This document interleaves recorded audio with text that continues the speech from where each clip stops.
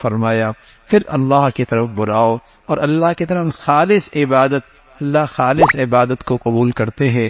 ایک دن آنے والا ہے جہاں چھوٹے موٹے اختیارات بھی ختم ہو جائیں گے. ایک اللہ کی بادشاہت ہوگی. دنیا میں تو چھوٹے چھوٹے بونے حکمران ہیں نا، یہ سارے اختیارات بھی ختم ہو جائیں گے. وہاں ایک اللہ کی قدرت، ایک اس کی بادشاہت. زمین پہ چل پھر کے دیکھو کیسا انجام ہوا اللہ کے نبیوں کی تنظیم کرنے والوں کا. فرعون، قارون، حامان، کیسا ان کا ساتھ اشر ہوا.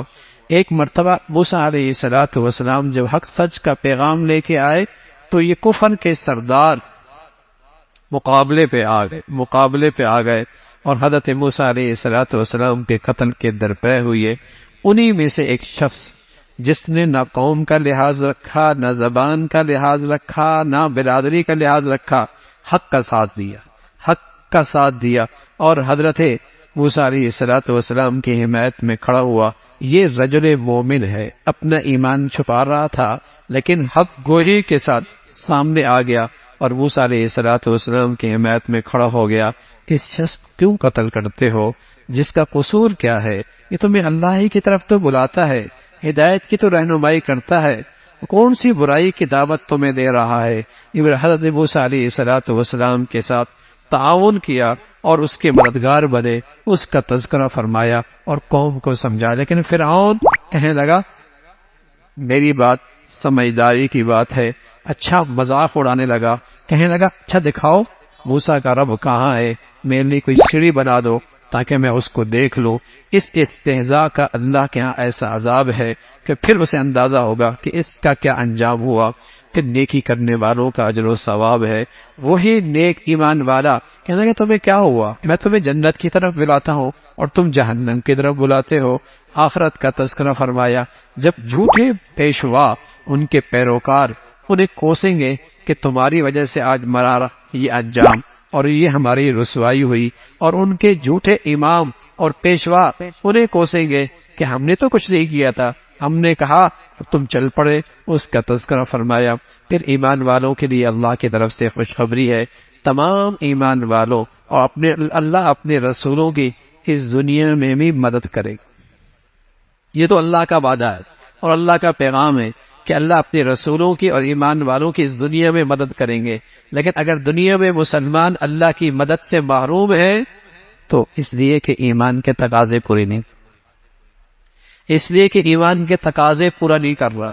اللہ کا وعدہ سچا، اللہ کا پیغام سچا کہ اس دنیا میں بھی آخرت میں بھی اس دنیا میں بھی ہم اپنے رسولوں کی اور اپنے ایمان والوں کی مدد کریں گے اور قیامت کے دن بھی اس کا تذکرہ فرمایا.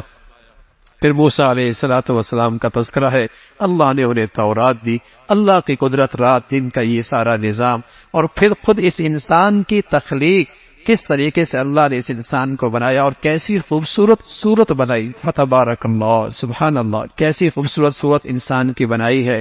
اور اس کی حقیقت کیا ہے؟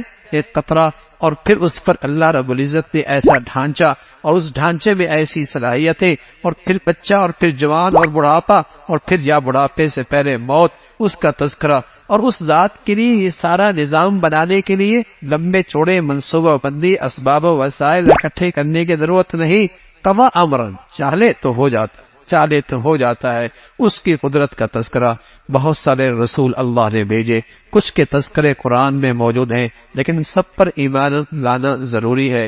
یہ کفار آج سمود کہا کرتے تھے ہم بڑے طاقتور ہیں. اللہ کہتے ہیں کہ تم سے زیادہ طاقتور ہے جس نے تمہیں پیدا کیا، اس کی طاقت ہو اس سے بھی زیادہ ہے. پھر سورہ حامیم کا سجدہ تذکرہ ہے اور اس میں ابتدا میں قرآن کی عظمت کا تذکرہ اور پھر کفار اور مشرکین کا تذکرہ. فرمایا جو لوگ زکوٰۃ نہیں دیتے ان کا سلسلہ مشرکوں کے ساتھ. مشرک زکوٰۃ نہیں دیتا، کافر نماز نہیں پڑھتا، مسلمان نماز بھی پڑھتا ہے، زکوٰۃ بھی دیتا. فرمایا مشرک زکوٰۃ نہیں دیتا. وہ لوگ بربادی ہے مشرکوں کی جو زکوٰۃ نہیں دیتے. مشرک کی نسبت زکوٰۃ نہ دینے کی طرف ہے، کافر کی نسبت نماز نہ پڑھنے کی طرف ہے، اور مومن کی نسبت نماز پڑھنے کی طرف، زکوٰۃ دینے کی طرف. مومن نماز بھی پڑھتا ہے، زکوٰۃ بھی دیتا ہے. کافر نماز نہیں پڑھتا، مشرک زکوٰۃ نہیں دیتا، اس کا تذکرہ فرمایا۔ پھر قوم عاد، قوم ثمود کا تذکرہ۔